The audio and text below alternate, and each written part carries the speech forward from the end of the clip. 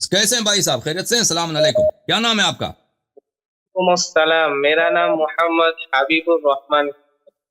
جی محمد حبیب الرحمان بھائی، کیسے ہیں؟ خیریت سے ہیں آپ؟ ٹھیک ہیں؟ الحمدللہ، آپ کیسے ہیں؟ Thank you sir, thank you. آپ مجھے حکم کریں۔ سن سکتے ہیں؟ میں سن سکتا ہوں، اچھی طرح سن سکتا ہوں، بات کریں۔ جی، میں ویڈیو کال میں آنے کے لیے بہت ٹرائی کیا، لیکن آپ کی آواز میں نہیں سن سکتا تھا، اس لیے ویڈیو کال میں بات نہیں ہو سکی۔ تو میں آپ کے ایک ویڈیو میں دیکھا تھا کہ آپ نے فرمایا کہ ابو بکر کی خلافت کفر اور باطل ہے، بدعت ہے، ایسا بولا تھا آپ نے۔ جی سر۔ تو اور ایک ویڈیو میں آپ نے بولا کہ ابو بکر کا ایمان ثابت کرو۔ اوکے۔ تو اہل السنہ والجماعت کے امام اپنے کتب میں فضائل ابو بکر پر بہت سارے احادیث پیش کیے ہیں، تو ان میں سے میں ایک حدیث پڑھ کے نہیں، سنانا چاہتا ہوں۔ وہ حدیث کچھ کسی چیز کو ثابت نہیں کر سکتی، کیونکہ وہ حدیث ہمارے پاس حجت نہیں ہے، ٹھیک ہے نا؟ وہ ان کے حدیث کسی چیز مسلم میں کو ثابت ان کر کے وہ سکتا ہے۔ کسی چیز کو ثابت نہیں کر سکتے بھائی، ٹھیک ہے نا؟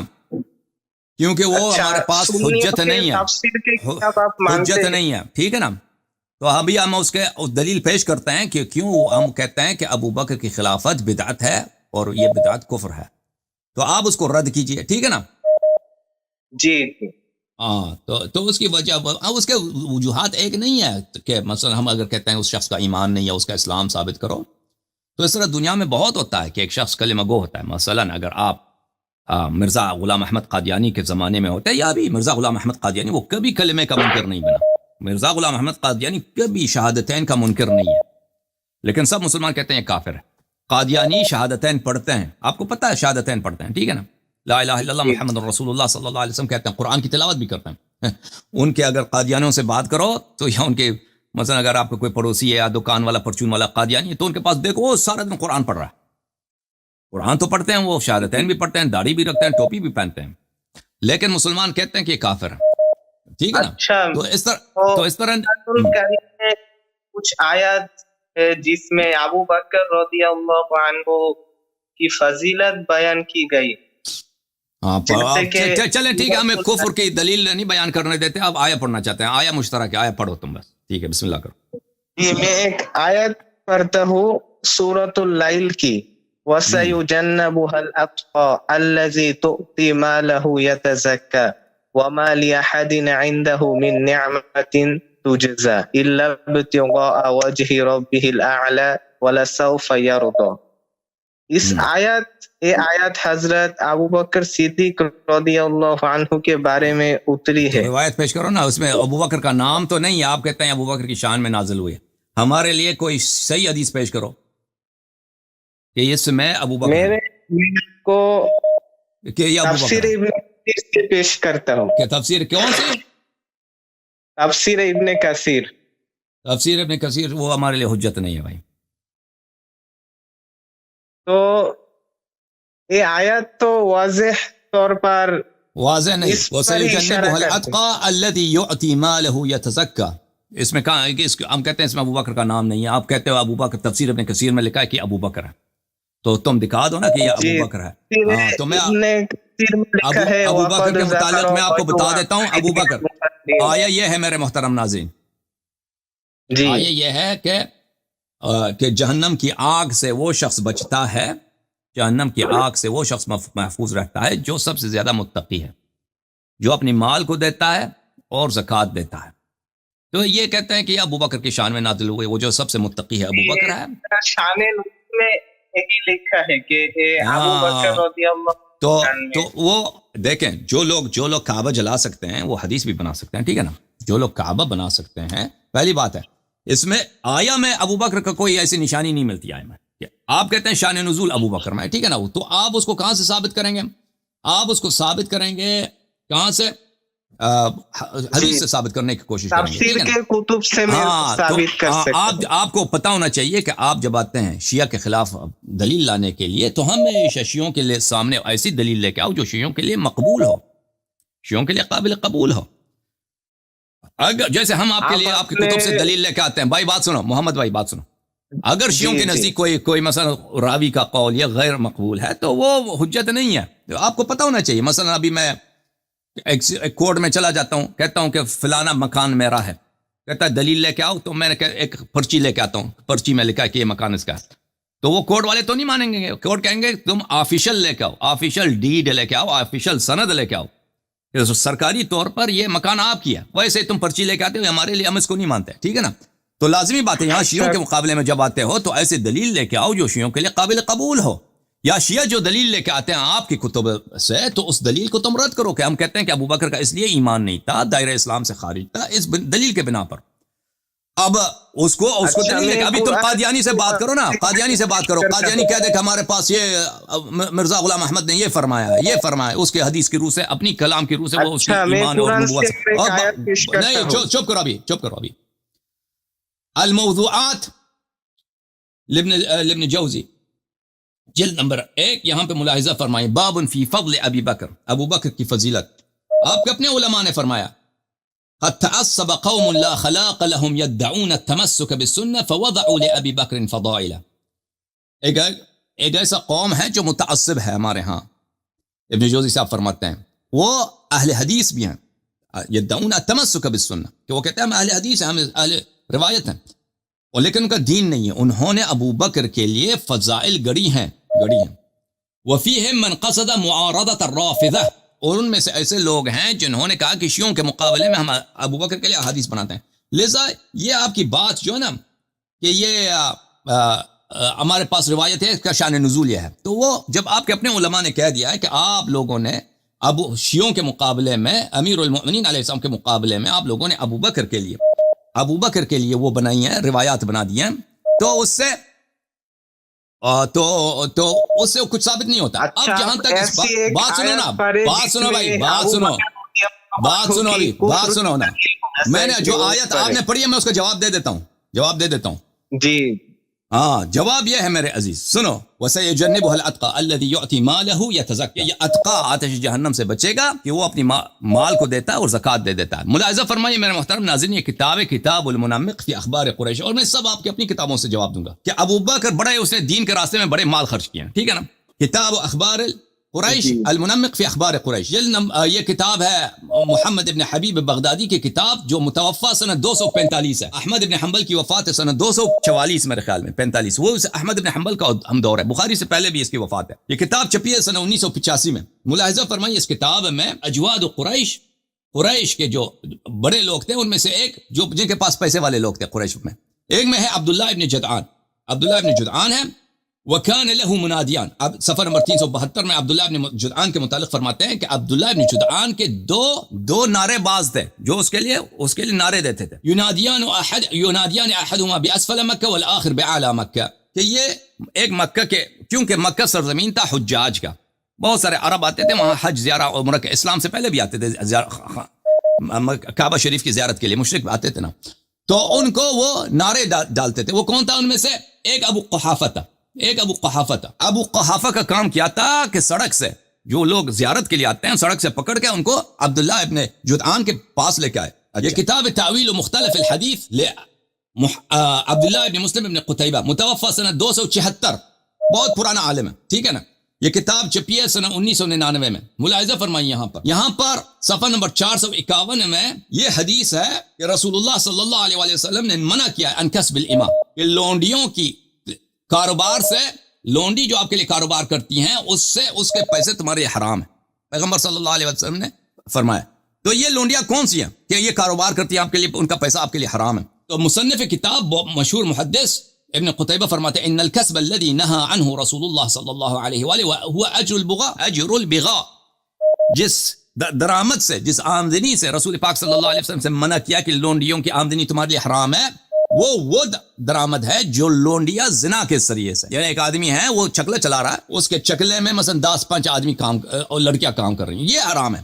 وَكَانَ الْأَهْلُ الْجَاهِلِيَّةِ يَأْمُرُونَ إِمَاءَهُمْ بِالْبِغَاءِ وَيَأْخُذُونَ أُجُورَهُنَّ، جاہلیت کے زمانے میں لوگ کیا کرتے تھے؟ اپنی لونڈیوں سے زنا کرواتے تھے اور ان سے، جس نے زنا کیا اس سے پیسے لیتے تھے کہ بھئی تو نے زنا کیا اتنا پیسے دے دے۔ تو وہ یہ جاہلیت کے زمانے میں تو رسول پاک صلی اللہ علیہ وسلم نے اس سے منع کیا. وَكَانَ لِعَبْدِ اللَّهِ ابن جدعان إِمَاءٌ يُسَاعِينَ. عبداللہ ابن جدعان جو خود بنی تیم میں سے ہے، وہ ابو بکر کا جو خاندان ہے بنی تیم کہلاتا ہے، اس کا سردار کون تھا؟ عبداللہ ابن جدعان تھا. ابو بکر نہیں تھا، ابو بکر کا ابا نہیں تھا، ابو بکر کے ابا کی حیثیت ہی نہیں تھی. ابو بکر کے ابا جان اس کے لیے وہ سڑک سے لوگوں کو پکڑ کے لے کے آتے تھے. تو یہ کیا تھا؟ اس عبداللہ ابن جدعان کا چکلا تھا. اس چکلے میں اس کی لونڈیاں تھیں، کنیزیں تھیں. تو ان سے وہ کیا کراتا تھا؟ وہ خبیث آدمی ان سے کراتا تھا زنا، تو ان سے پیسے لیتا تھا. وَهُوَ فِي الْجَاهِلِيَّةِ سَيِّدُ تِيم. جاہلیت میں بنی تیم، ابو بکر بنی تیم میں سے، عائشہ بنی تیم میں سے، یہ بنی تیم کا سردار تھا. بنی تیم کا جو سردار تھا، اس کا کاروبار کیا تھا؟ وہاں پہ تو انڈسٹری تو تھی نہیں، فیکٹری تو کچھ بھی نہیں تھا مکے میں، زراعت بھی نہیں. وہ چکلا. اللہ تعالیٰ نے فرمایا وَلَا تُكْرِهُ فَتَيَاتِكُمْ عَلَى الْبِغَاءِ. اپنی لونڈیوں سے زنا نہ کرایا کرو. اچھا، کتاب المعارف لابن قتیبہ، ابن قتیبہ صاحب کی کتاب المعارف ہے. ملاحظہ فرمائیے یہاں پر صناعات الاشراف کہ عرب میں جو سردار لوگ تھے ان کے کیا کام ہوتے تھے. یہاں پر وہ عبداللہ ابن جدعان نخاسن، عبداللہ ابن جدعان کاروبار کرتا تھا غلاموں کا اور لونڈیوں کا، خرید و فروش. جوارن یساعین، اور اس کے کیا تھے؟ اس کے لونڈیاں تھی، کنیزیں تھیں جن سے وہ زنا کراتا تھا عبداللہ ابن جدعان چکلے میں. وَيَبِيعُ أَوْلَادَهُنَّ، اور زنا سے جو اولاد پیدا ہوتے تھے اس کو بھی وہ غلامی میں بیچ دیتا تھا، ان کا فروخت بھی کرتا تھا. تو میرے محترم بھائی، اب میں نے اختصار کے ساتھ آپ کی خدمت میں عرض کیا. ابو بکر کہتے ہیں اللہ کے راستے میں نے بڑے پیسے، اگر یہ واقعی اس کے اتنے بڑے پیسے تھے تو اس کے والد صاحب جو اندھے تھے نا، اس کے والد صاحب اپنے والد صاحب کو اتنی ذلیلانہ کام ان کا ہے کہ وہ کیا کر رہے ہیں؟ مکے میں سڑک پہ کھڑے ہو کے لوگوں کو بلا رہے ہیں چکلے کی طرف، اس سے ان سے روک لیتے نا، ان کو کچھ پیسے دے دیتے اس سے پہلے کہ اتنا کام کر رہے ہیں. ملاحظہ فرمائیے، بلکہ الٹا ان کا پیسہ انہوں نے اٹھا لیا اپنے والد کا. یہ کتاب المستدرک علی الصحیحین جزء ثالث جلد نمبر 3، یہاں پر صفحہ نمبر 6 میں حدیث نمبر ہے 4267. یہ روایت 4267. ملاحظہ فرمائیے کہ ذہبی نے کہا تلخیص المستدرک میں ھذا علی شرط مسلم کی حدیث کی طرح یہ صحیح ہے. یہ حدیث مروی ہے اسماء بنت ابی بکر سے، ابو بکر کی بڑی بیٹی اسماء سے، عائشہ کی بڑی بہن. وہ کہتی ہیں کہ ابو بکر جب مدینہ چلے گئے تو سارا پیسہ ساتھ لے کے گئے. اچھا، فَأَتَانِ جَدِّ ابو قحافہ وَقَدْ ذَهَبَ بَصَرُهُ. میرے جو دادا تھے ابو قحافہ، وہی عبداللہ ابن جدعان کے جو ملازم تھے، وہ میرے پاس آئے، وہ اندھے ہو چکے تھے. اچھا، یہ اندھا آدمی ہے. ان هذا والله قد فجعكم بماله مع نفسه. اس نے کہا کہ ابو بکر تو خود تو چلا گیا تمہارے والد، اور یہ مال بھی سارا لے کے گیا، ہمارا مال بھی سارا لے کے گیا، پیسے جتنے تھے گھر سے اٹھا کے لے کے گیا. اچھا، فقلت كلا يا ابتي قد ترك لنا خيرا كثيرا فعمدت الى احجار فجعلتهن في كوة البيت. تو میں نے کہا نہیں، اس نے مال بہت چھوڑے ہیں. تو وہاں پہ گھر میں ایک تاقچہ ہے جہاں پہ ابو بکر پیسے رکھتا تھا، وہاں پہ ہمارے پیسے ہوتے تھے. تو میں وہاں سے کچھ پتھر لے کے آ گیا ہے، پتھروں کو میں نے اس تاقچے پہ رکھا، اس تاقچے پہ میں نے کپڑے رکھے ہیں. تو میں نے اپنے دادا جی کو لے کے آیا ہوں کہ تم یہاں پہ ہاتھ لگاؤ. اس نے ہاتھ لگایا، کپڑا ہے، کپڑے کے نیچے چادر کے نیچے اس پتھر ہے، اس لیکن وہ سمجھا کہ سونا چاندی ہے، تو وہ خوش ہو گیا. وكان ابو بكر يجعل امواله وغطيت على احجار بثوب فاخذت بيدي فوضعته على الثوب. قال اما اذا ترك هذا فنعم. قالت والله ما ترك قليلا ولا كثيرا. هذا حديث صحيح على شرط مسلم. تو ابو قحافہ کی ہاتھ جب پتھروں پہ لگا، اس کو تو اندھا، اس کو پتہ نہیں، وہ سمجھا یہ سونا چاندی ہے. تو اس نے کہا اچھا پیسے اسے چوریا، سارا پیسہ نہیں لے کے گیا. تو اسما کہتی ہیں کہ سارا پیسہ وہ اپنے ساتھ لے کے گیا تھا مدینہ منورہ. تو اگر اتنا پیسے والا تھا، اس کا والد صاحب جو ہے وہاں پہ اتنے فقیر آدمی، غریب آدمی بیچارے وہاں پہ ایک ملازم ہے، وہ ملازمت بھی کیسے ذلت والی ملازمت، کبھی اس کی مدد بھی کرتا ہے نا. اس کی مدد کیوں نہیں کی انہوں نے؟ اس کے پیسے اٹھا کے مدینہ چلے گئے. جواب کیا ہے محمد بھائی؟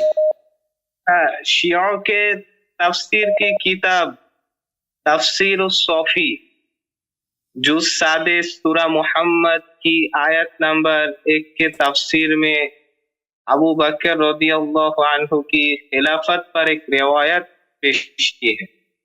وہ کون سی سورہ ہے؟ آیت کون سی ہے؟ سورہ محمد آیت 1 تفسیر الصوفی جز 7. او بھائی کہاں سے آپ تفسیر صافی آپ کے پاس ہے؟ میں انٹرنیٹ سے پڑھ رہا ہے نا، انٹرنیٹ سے پڑھ رہا ہے نا. وہ دیکھیں، وہ ہمارے علماء ہمارے کتب تفسیر میں بہت سارا اس طرح احادیث لے کے آتے ہیں، پھر کہتے ہیں مخالفین نے یہ حدیث رد کی ہے، پھر حدیث نقل کیا، ہم اس کو نہیں مانتے. تم انٹرنیٹ سے جو پڑھتے ہو نا وہ صحیح نہیں ہے. انٹرنیٹ والے چوری کرتے ہیں, جھوٹ بولتے ہیں.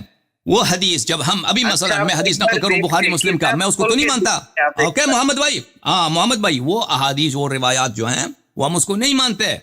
اب میں ابھی تفسیر صافی میں آپ کو ابھی میں دیکھیں, آپ اس طرح میرا ٹائم بھی ضائع کرتے ہیں, ناظرین کا بھی ٹائم ضائع کرتے ہیں. آپ ہمارے کتب میں ابو بکر عمر کی شان میں, ان کی خلافت میں, ان کی مدح میں ایک حدیث بھی نہیں ہے, کچھ بھی نہیں ہے.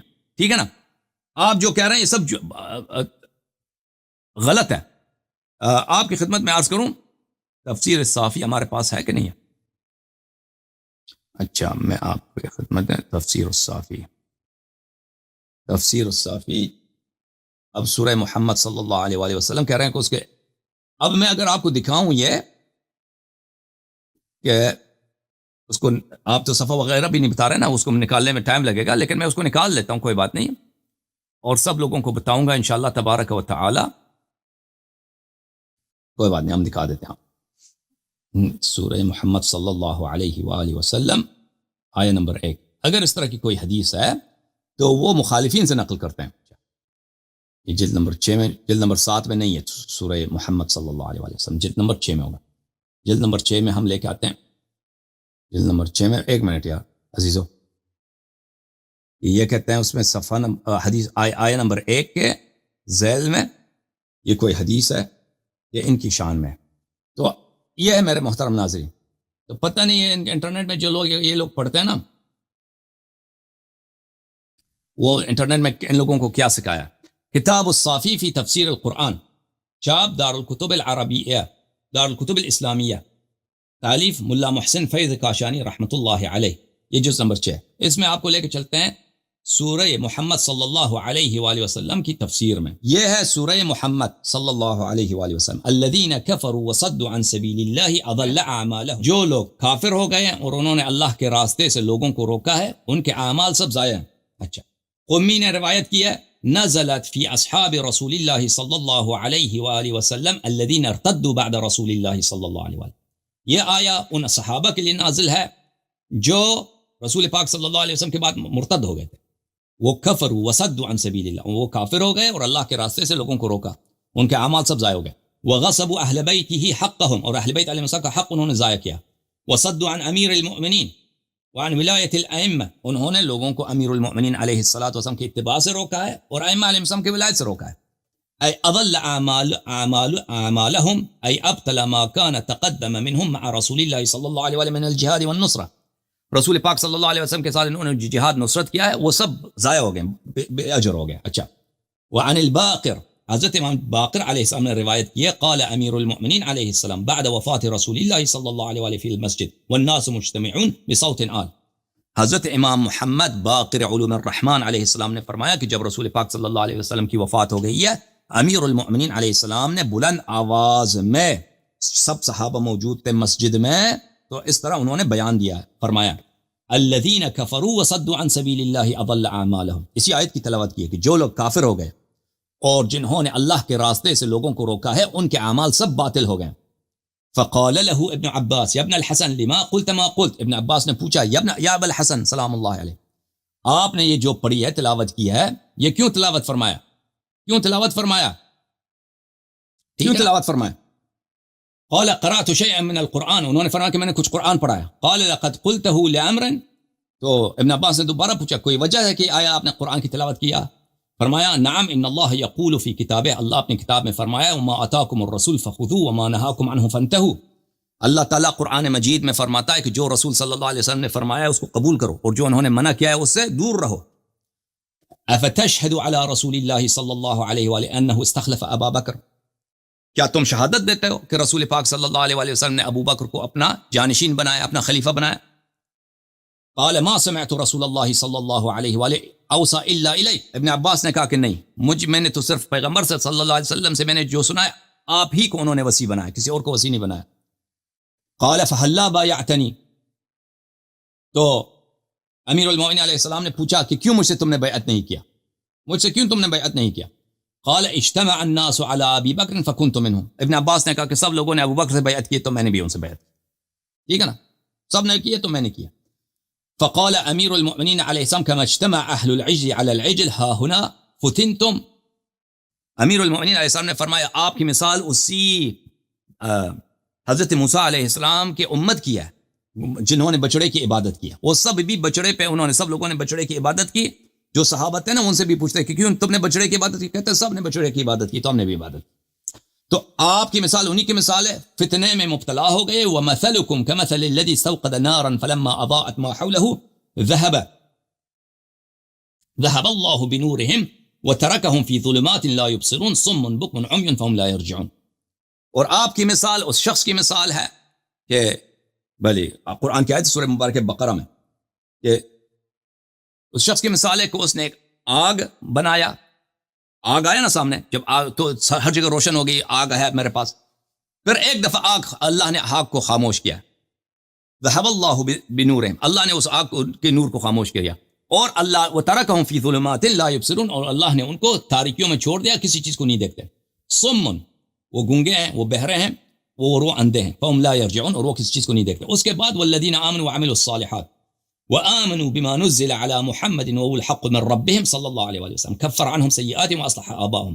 جو لوگ ایمان لائے اور عمل صالح بجا لائے اور ایمان لائے اس چیز پر جو رسول پاک صلی اللہ علیہ وسلم پہ نازل ہوئی ہے, اور وہ اللہ کی جانب سے حق ہے, اللہ ان کے گناہوں کو معاف کرتا ہے. وَأَصْلَحَ بَالَهُمْ, اور اللہ تعالیٰ ان کے آخرت کو صحیح کر دیتا ہے. اچھا, یہ دوسری آیت ہے. پہلی آیت میں نے پڑھ لیا. آپ نے کہا تھا نا پہلی آیت کے ذیل میں ابوبکر کی خلافت پہ حدیث ہے. وہ ابوبکر کی خلافت کے بطلان پر ہے نہ اس کے تائید میں. اچھا, ان الصادق علیہ السلام بما نزل على محمد فی حلی هكذا نزلت. امام جعفر صادق علیہ السلام نے فرمایا کہ آیا اہل بیت علیہ السلام کی قرات میں اس طرح ہے, الذين آمنوا والذين آمنوا وعملوا الصالحات وآمنوا بما انزل على محمد فی علی علیہ السلام.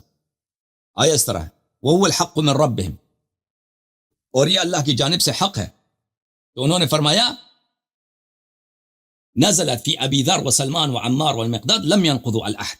یہ ان صحابہ کے متعلق ہے.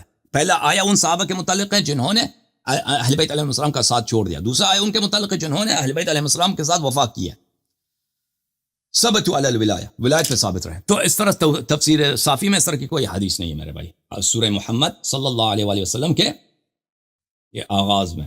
ٹھیک ہے نا, وہ آپ کی غلط فہمی.